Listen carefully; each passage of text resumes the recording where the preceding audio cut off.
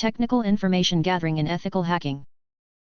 Technical information gathering in ethical hacking involves collecting data from a system, network, or application without accessing sensitive information that could be used maliciously. It's similar to how a journalist gathers information for an article, but instead of writing about it, they're documenting it for security improvement purposes. For example, imagine a cybersecurity researcher is hired by a company to test their website's security. As part of the process, they might gather technical info like IP addresses, login pages, and server types. This data helps them identify potential vulnerabilities and make recommendations for strengthening the site's security. Introduction to ethical hacking. Ethical hacking is the authorized process of identifying vulnerabilities in systems, networks, or applications. Unlike malicious hackers, ethical hackers operate with legal permission and aim to strengthen security. Example: a company hires an ethical hacker to test its firewall and report any weaknesses before an attacker can exploit them. Here's a simple explanation and real-world example for the concept of ethical hacking. What is ethical hacking? Ethical hacking is when a professional, called an ethical hacker, uses their skills to test a system or network to find vulnerabilities. This is done with permission from the owner. Real-world example. Imagine you're the manager of a coffee shop. You want to make sure your customers' data and online orders are safe. So, you hire an ethical hacker, like a cybersecurity expert, to try to break into your system or network to find any weaknesses. The hacker reports back to you with what they found, and you fix those problems before anyone else can exploit them. This way, the coffee shop stays secure, and customers feel safer ordering online. The role of information gathering.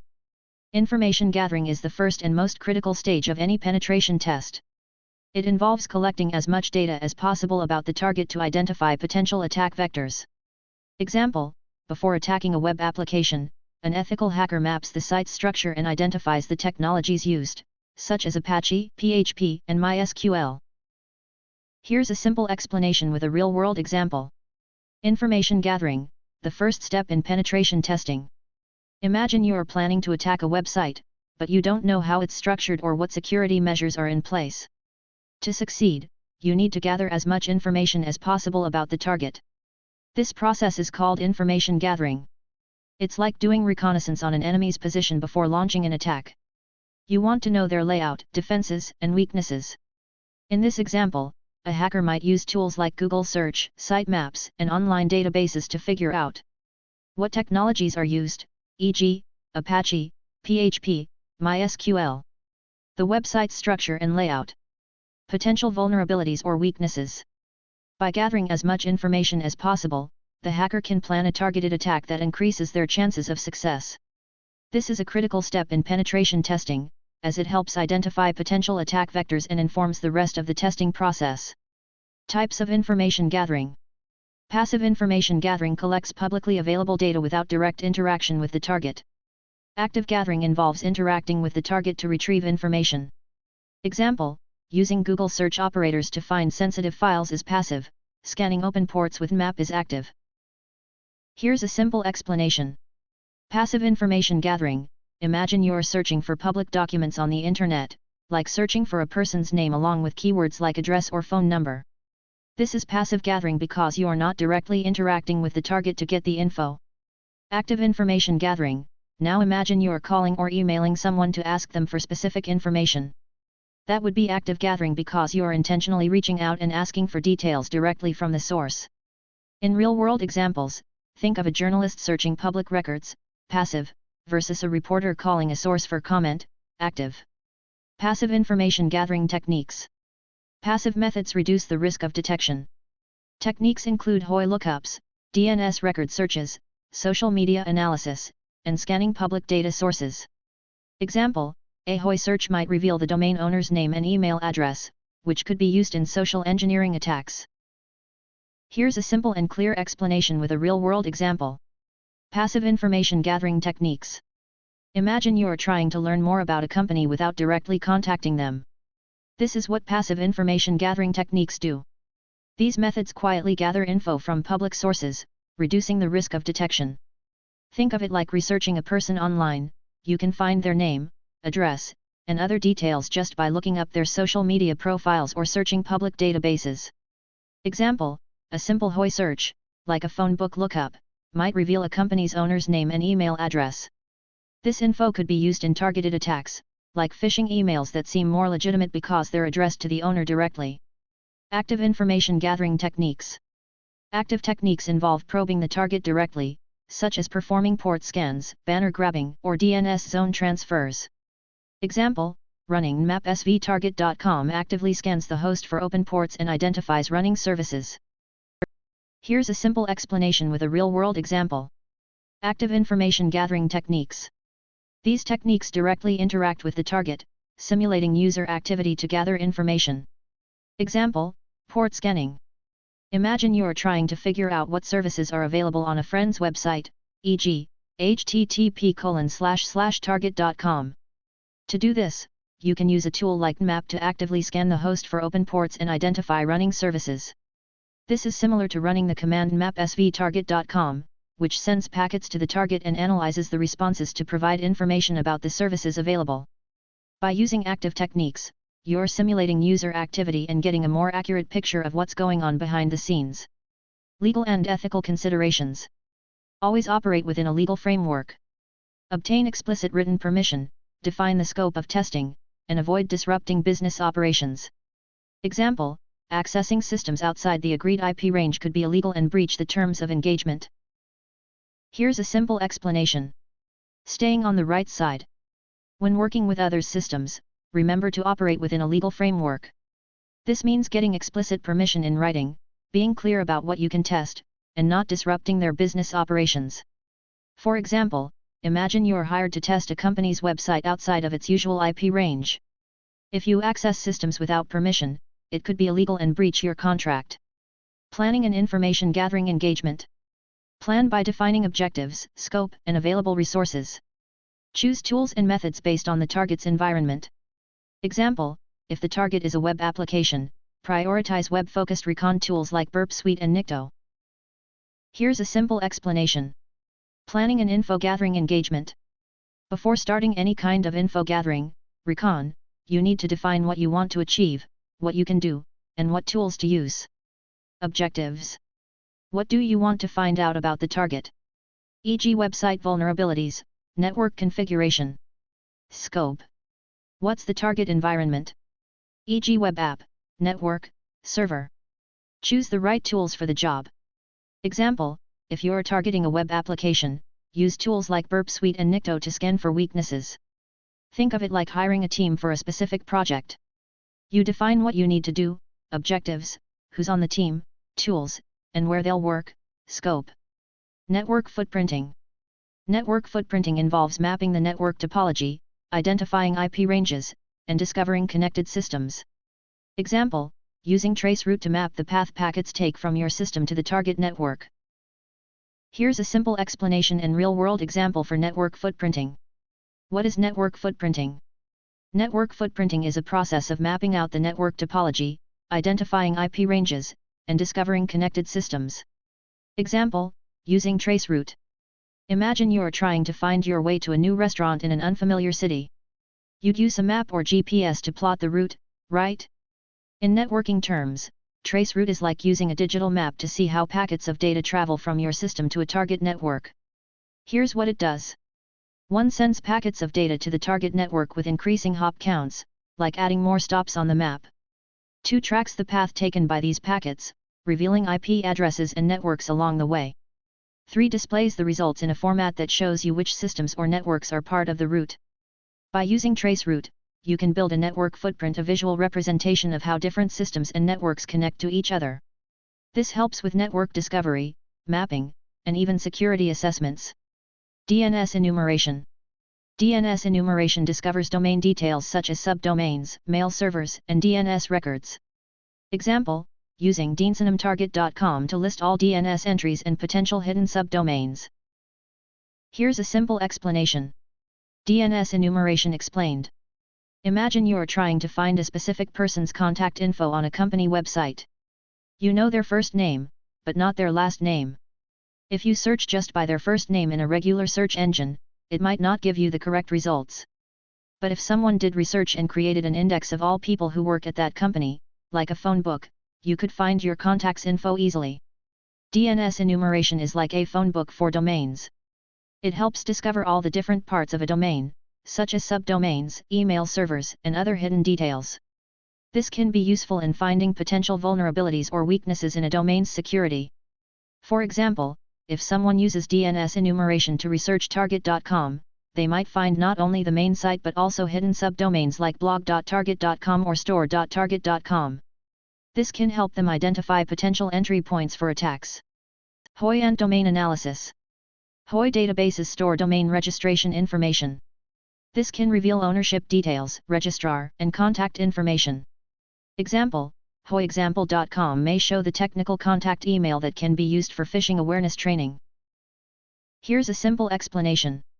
HOI databases, a public directory of domain registrations, storing ownership info and contact details. Example: running hoiexample.com might reveal the technical contact email, which can be used to demonstrate phishing attack scenarios in training sessions. Port scanning. Port scanning identifies open ports and running services, revealing potential entry points. Example: nmap P1 to 65535 target.com scans all ports to ensure no vulnerable services are exposed. Here's a simple and clear explanation. Port scanning. Port scanning is a way to identify which ports on a computer or network are open and running certain services. It's like checking if any doors, ports, in a house, network, are unlocked and what's inside. Imagine you are trying to enter a building, but you don't know which entrance is open. Port scanning helps you find the unlocked door and see what service, like a server or application, is running behind it. Example: running a command like nmap P1 to 65535 target.com scans all ports on a website, target.com, to ensure that no vulnerable services are exposed, making it more secure. Service fingerprinting. Service fingerprinting determines the exact software and version running on a service port. Example: nmap's SV option reveals if an Apache server is outdated and vulnerable to known exploits. Here's a simple explanation. Service fingerprinting is like identifying a car's model by looking at its unique features. Just as a specific car has distinct characteristics, such as a certain engine or transmission, a service, like a website, can be fingerprinted to determine the exact software and version running on it. For example, imagine you're trying to figure out if a particular website is using an outdated version of Apache server. By using tools like nmap's SV option, you can look at the unique characteristics of the Apache server, like its specific version number, and determine that it's indeed outdated and vulnerable to known exploits. This helps you take action to protect yourself from potential security risks. Network sniffing. Sniffing captures and analyzes network traffic to uncover credentials, unencrypted data, and protocols in use. Example: Wireshark can capture plaintext HTTP logins on insecure websites. Here's a simple explanation with a real-world example. What is network sniffing? Network sniffing involves capturing and analyzing network traffic to identify sensitive information, such as passwords, unencrypted data, and protocols in use. Example: unsecured HTTP login. Imagine you're at a coffee shop using their free Wi-Fi. You log into an insecure website, e.g., one that doesn't use HTTPS, to check your email. A nearby attacker uses network sniffing tools like Wireshark to capture the unencrypted login credentials and data you're transmitting. This is just a simple example, but in reality, this could happen on any public or unsecured network.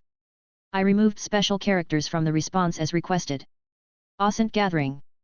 OSINT, open source intelligence, collects data from public sources such as websites, forums, and databases. Example: searching siteexample.com file type PDF in Google might find internal documents exposed online. Here's a simple explanation. OSINT gathering. Think of it like searching for lost documents on a public library shelf. Just as you can search through books on a shelf to find information, OSINT gathering searches through publicly available online sources, like websites, forums, or databases, to collect relevant data. This helps gather insights that might be hidden in plain sight, like internal company documents accidentally shared online. Email harvesting. Email harvesting collects publicly available email addresses, which can be tested for breaches or phishing risks. Example: using the harvester to collect emails from LinkedIn and Google.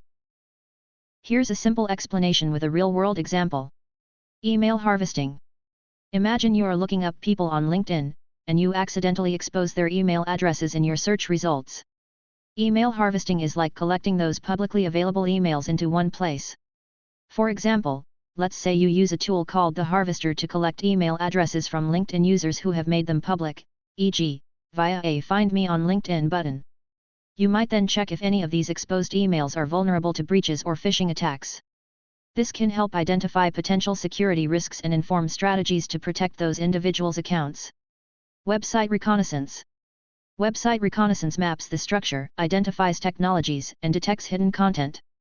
Example: WebTarget.com reveals the CMS and plugins used on a website. Here's a simple explanation with a real-world example. Website reconnaissance. Imagine you're trying to get a sneak peek at what's behind the curtain of a website. Website reconnaissance, or recon, is like taking a virtual tour of a website's technical setup. Just as a detective would investigate a crime scene, website reconnaissance investigates the structure and technologies used on a website. It can reveal hidden content and even identify potential security vulnerabilities. For example, let's say you're investigating a website called Target.com. Running a command like WebTarget.com, using a tool called WhatWeb, reveals that the website uses WordPress as its CMS, content management system, and has several plugins installed. This information can be useful for identifying potential security risks or even gaining insight into the website's content strategy. In short, website reconnaissance is like being a digital detective, uncovering clues about a website's technical setup to help you better understand how it works. Vulnerability scanning. Automated scanners check systems for known vulnerabilities and misconfigurations. Example: Nessus can detect outdated software versions and provide remediation advice. Here's a simple explanation. Vulnerability scanning. Imagine you're a security guard at a mall, checking for potential threats. A vulnerability scanner is like an automated security sweep tool that checks your systems, like computers, for known weaknesses or mistakes that could be exploited by hackers.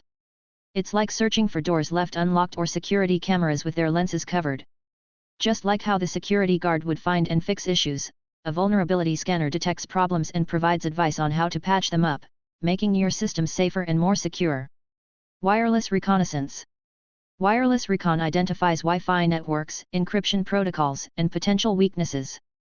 Example: Kismet detects all access points and connected devices in range. Here's a simple explanation. Wireless reconnaissance. Wireless reconnaissance is a process that identifies nearby Wi-Fi networks, detects their encryption protocols, and reveals potential weaknesses. Example: Kismet. Kismet is an example of wireless recon software. It can detect all access points, Wi-Fi networks, in range, including the devices connected to them. This helps network administrators or security experts identify vulnerabilities and secure their wireless networks. Cloud Environment Recon. Cloud Recon focuses on identifying exposed cloud storage, APIs, and misconfigurations. Example: checking AWS S3 buckets for public access permissions. Here's a simple explanation with a real-world example. What is Cloud Environment Recon? Cloud Environment Recon involves scanning your cloud storage, APIs, and configurations to ensure they're secure. Why is it important? Exposing sensitive data or allowing unauthorized access can be catastrophic. Think of it like leaving your front door unlocked, anyone could walk in. Example: checking AWS S3 buckets for public access permissions. Imagine you have an AWS S3 bucket containing customer data. If its permissions are set to public, anyone can access that sensitive information without needing a password. A Cloud Environment Recon scan would detect this issue and alert you to change the settings. This way, you'll catch potential security threats before they become major problems. IoT Device Reconnaissance. IoT devices often run outdated software. Recon involves identifying these devices and checking for vulnerabilities. Example: using Shodan to find internet-exposed webcams with default passwords. Here's a simple explanation. IoT device reconnaissance in a nutshell. Imagine you're scanning a network for devices that need security updates. It's like finding old webcams on the internet with easy-to-guess passwords still set by default. This is recon, or reconnaissance, identifying and checking vulnerable IoT devices for potential security risks. Physical security assessment. Physical recon checks the target's physical access controls and security policies. Example: dumpster diving might uncover discarded documents containing sensitive information. Here is a simple explanation with a real-world example. Physical security assessment. Checks how well a company protects its physical space. Example, imagine you're checking on a company that throws away old files in an unlocked dumpster. If someone could easily get into the dumpster, they might find confidential documents that shouldn't be there, showing weak physical security. Tool Spotlight, Nmap. Nmap is a powerful network scanner used for host discovery, service detection, and OS fingerprinting. Example, nmapatarget.com performs a comprehensive scan including version detection and traceroute. Here's a simple explanation. What is Nmap? Nmap, Network Mapper, is a popular tool used to explore and map computer networks. It helps you discover which devices are online, what services they offer, and even identifies their operating system. Example. Imagine you're trying to troubleshoot why your favorite website is slow. You can use Nmap to scan the site's IP address, e.g., target.com, and get a detailed report on which servers are running, what services they provide, e.g., HTTP, FTP, even what operating system they're using. This helps you identify potential issues or areas for optimization. Tool Spotlight, Wireshark. Wireshark captures and analyzes network packets, helping identify suspicious activity. Example, filtering packets for HTTP traffic to spot unencrypted credentials. Here's a simple explanation. Wireshark Tool Spotlight. Imagine you're on a hike and need to find your way through the woods. Wireshark is like having a super powerful GPS for network traffic. Just as a GPS helps you navigate through terrain, Wireshark helps analyze and identify potential security threats by capturing and examining packets of data transmitted over a network. It's like taking a snapshot of all the digital footprints on your network trail. Using Wireshark, you can filter and focus on specific types of traffic, such as HTTP communications. This is like using a map to find the shortest route.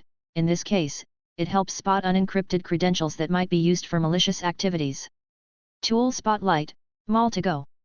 Mall2Go visualizes relationships between people, domains, IPs, and more. Example, mapping a company's employee LinkedIn connections to identify potential phishing targets. Here's a simple explanation with a real-world example.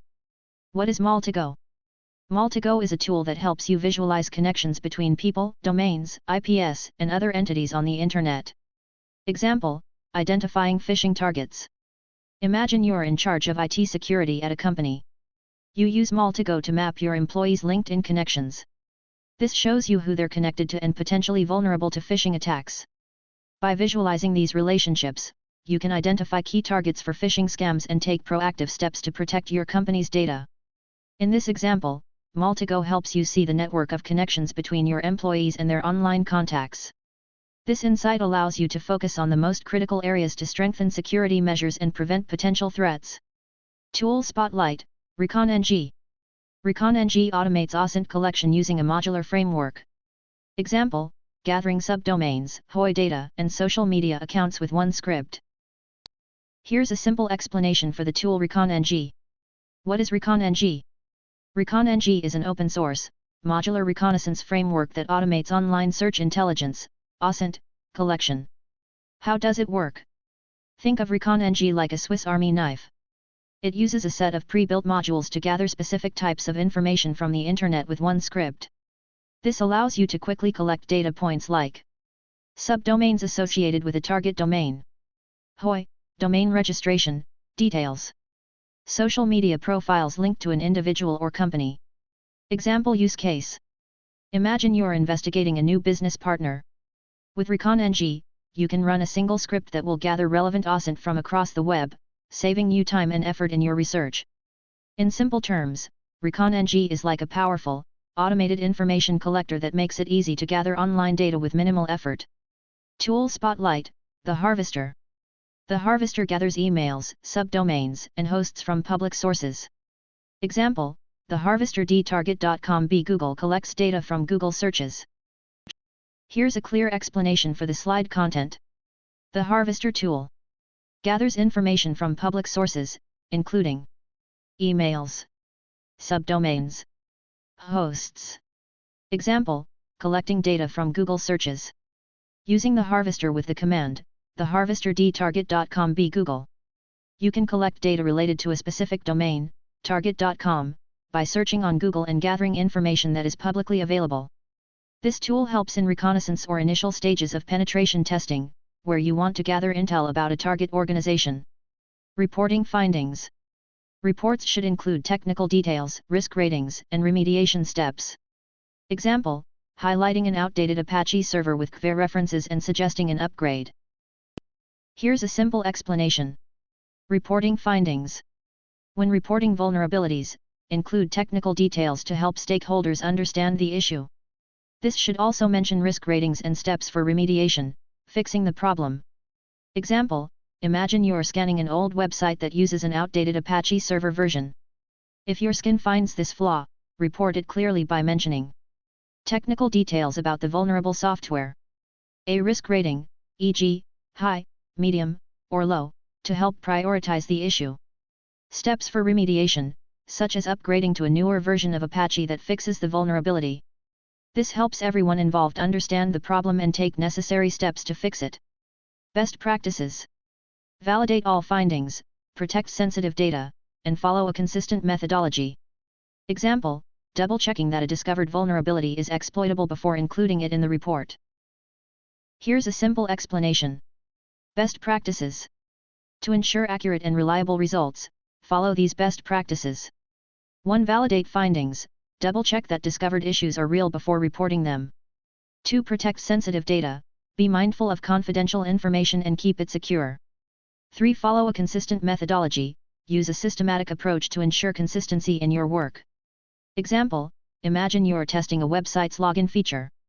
Before sharing the results, make sure the vulnerability you found is actually exploitable by trying to reproduce it multiple times. This helps avoid false positives and ensures your report is trustworthy. Conclusion. Technical information gathering is essential for ethical hacking. Detailed recon improves the accuracy and value of penetration tests. Example, comprehensive DNS enumeration could reveal a forgotten subdomain running an outdated application. Here's a simple explanation. Why technical info gathering matters. Imagine you're a detective trying to solve a mystery. You need to gather clues before you can even start looking for suspects. In hacking, technical info gathering is like collecting those essential clues. Just like how a detective would survey the crime scene and interview witnesses, ethical hackers, or hackers in a good way, collect information about a company's technology, systems, and people. This helps them understand the potential weaknesses and vulnerabilities that could be exploited during a penetration test. For example, imagine a small subdomain of a company's website has an outdated application running on it. If the hacker discovers this through technical info gathering, they can target that specific weakness to test the company's defenses. It's like finding a hidden key to unlock a potential security issue.